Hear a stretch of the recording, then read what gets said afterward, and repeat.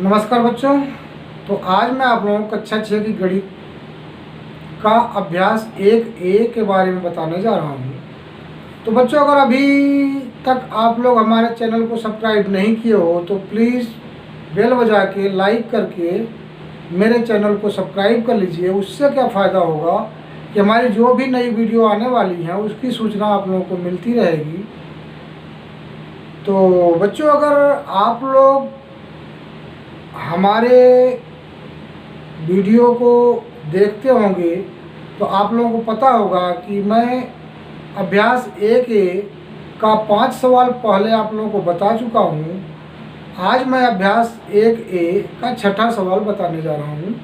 अभ्यास 1A का छठा सवाल है। इसमें दिया हुआ है 6705 से 4 अंकों की सबसे बड़ी एवं सबसे छोटी संख्या लिखिए।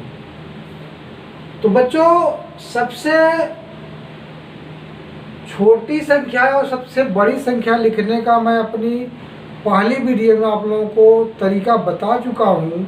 यहाँ भी थोड़ा मैं बता देना चाह रहा हूँ कि कोई गिनती अगर दिया हो तो उससे सबसे छोटी संख्या लिखने के लिए हम क्या करते हैं कि सबसे पहले जो गिनतियाँ दी हुई हैं उनमें से सबसे जो छोटी गिनती है उसको लिखते हैं, फिर उसके बाद उससे बड़ी, फिर उसके बाद उससे बड़ी, यानी कि जो गिनतियाँ दी हुई हैं उनमें से सबसे छोटी गिनती से प्रारंभ कर करके और बढ़ते क्रम में लिखते हैं।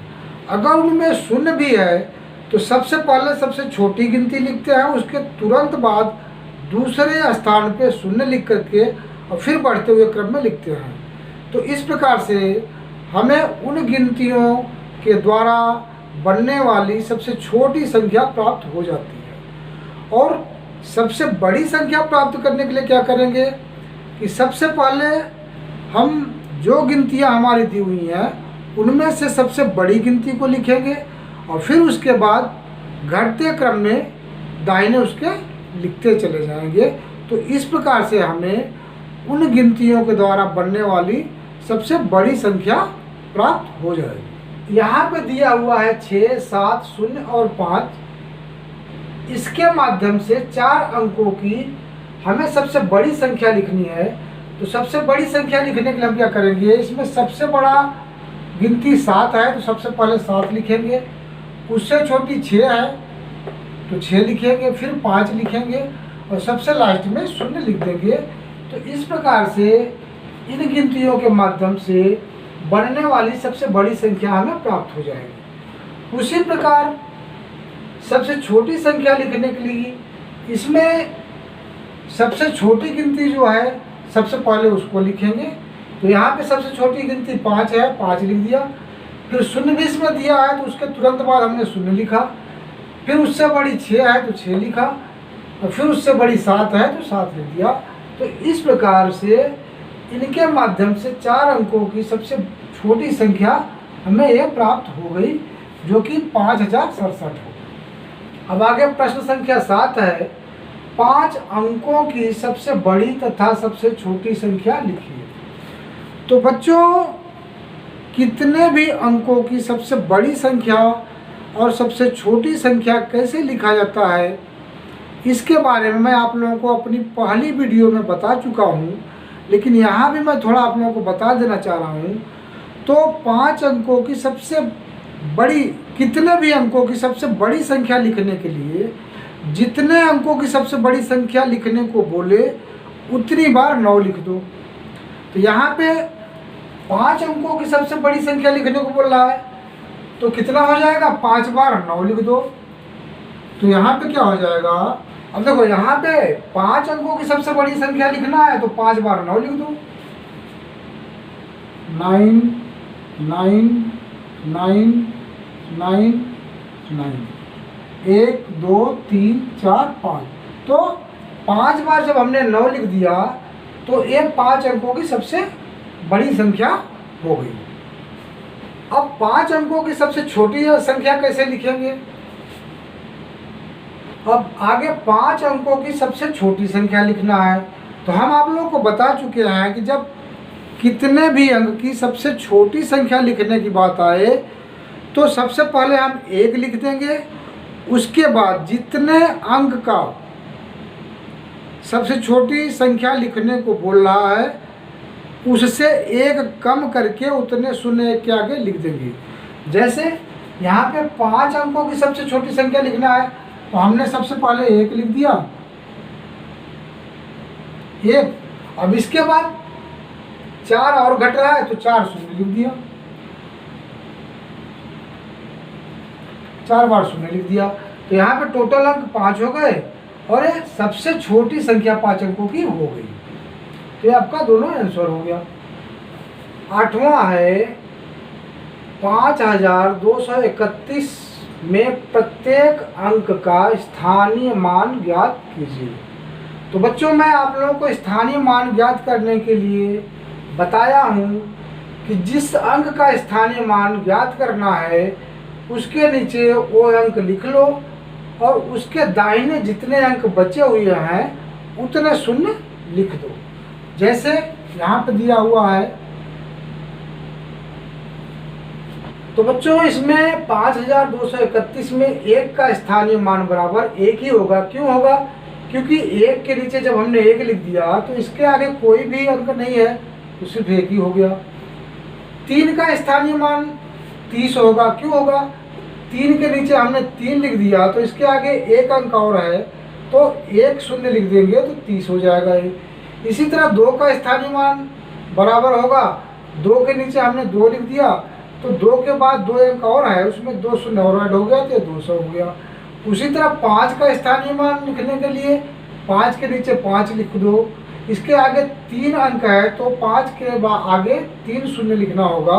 तो इस तरह से 5 का स्थानीय मान बराबर 5000 हो जाएगा। अब अभ्यास 1A का 9वां सवाल है, बोल रहा है 636 में दोनों 6 के स्थानीय मान ज्ञात कीजिए।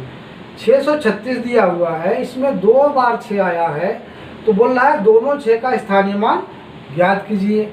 अब अगर ये हमारा प्रथम 6 है तो इस प्रथम 6 का स्थानीय मान बराबर क्या होगा? 6 के नीचे 6 लिखो और आगे 2 अंक है तो इसका 2 शून्य हो जाएगा तो इस तरह से ये 600 हो जाएगा।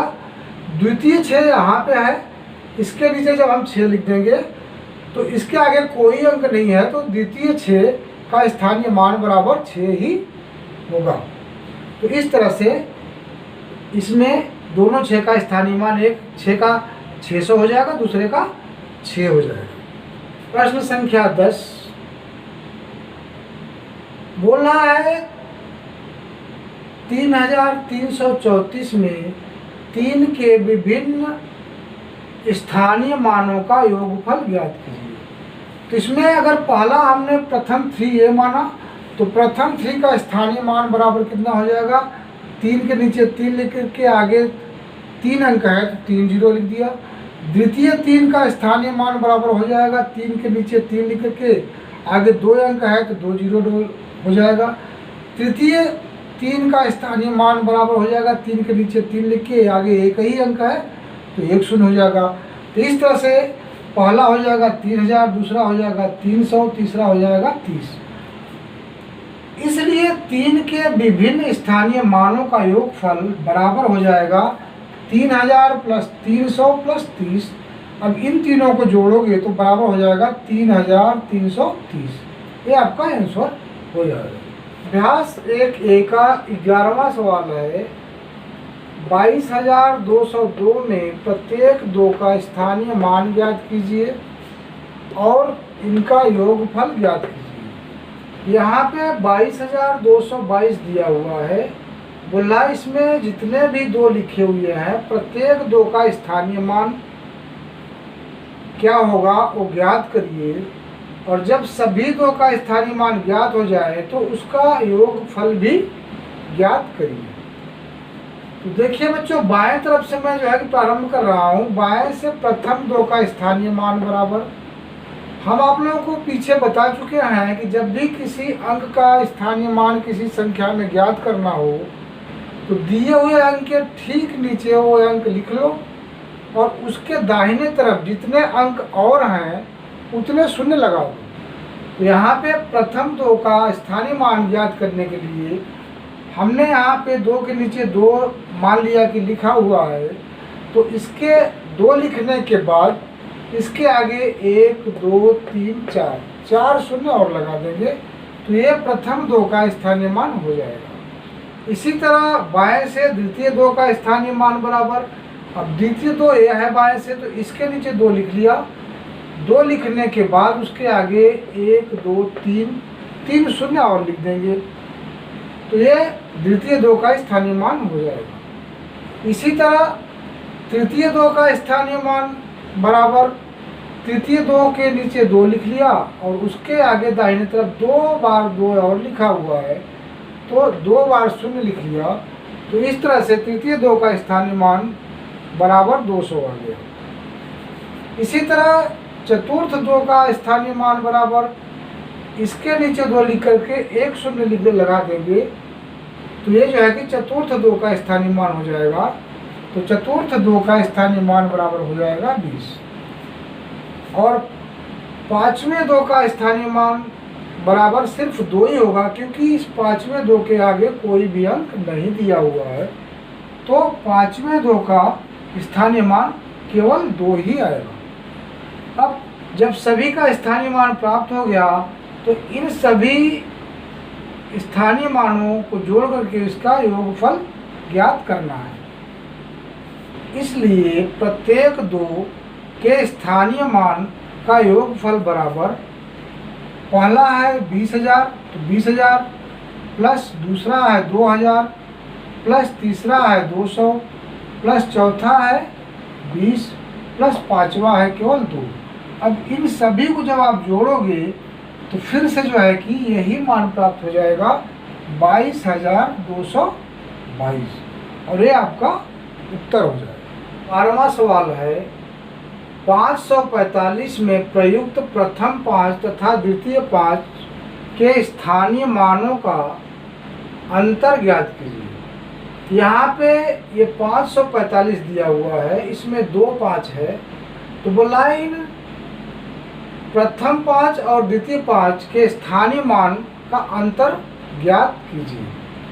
तो स्थानीय मान का अंतर ज्ञात करने के लिए सबसे पहले हमें प्रथम 5 और द्वितीय 5 का स्थानीय मान ज्ञात करना होगा।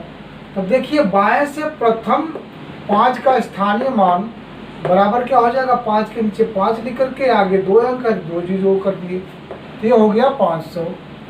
अब बाएं से द्वितीय 5 का स्थानीय मान बराबर, अब द्वितीय 5 यहाँ है 5 लिख लिया, उसके आगे कोई अंक नहीं था तो सिर्फ 5 हो जाएगा इसका स्थानीय मान। इसलिए प्रथम 5 तथा द्वितीय 5 के स्थानीय मानों का अंतर बराबर प्रथम 5 का स्थानीय मान 500 है तो 500 लिख लिया, माइनस द्वितीय 5 का स्थानीय मान बराबर 5 है तो 5 लिख लिया। जब 500 में से हम 5 घटाए तो बराबर आ गया 495, ये हमारा आंसर हो गया। ओके ठीक है बच्चों, तो आज मैं आप लोगों को यहीं तक बताऊंगा। तो बच्चों आज अभ्यास 1A का पूरा 12 प्रश्न जो है कि आप लोगों को बता दिया गया। आगे अभ्यास 1 का B मैं अगली वीडियो में बताऊंगा। धन्यवाद।